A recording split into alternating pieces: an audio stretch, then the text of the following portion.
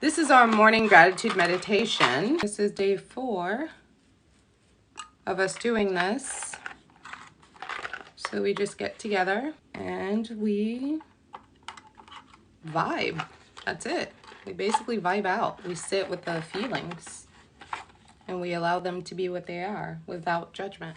Because why are we judging our feelings? Why are we doing that?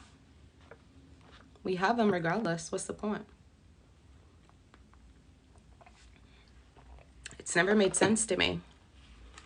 Also, why are we pretending to not have them? Me pretending not to be mad doesn't suddenly make me not mad.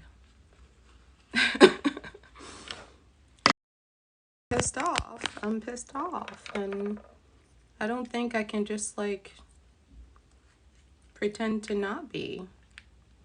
If I'm sad, I'm sad. I can't pretend to not be sad. Like you can't will yourself into a new emotional expression.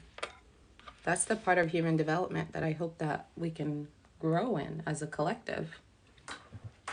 We don't have enough respect for our feelings, even though our feelings are literally our gauge, our guide into the world.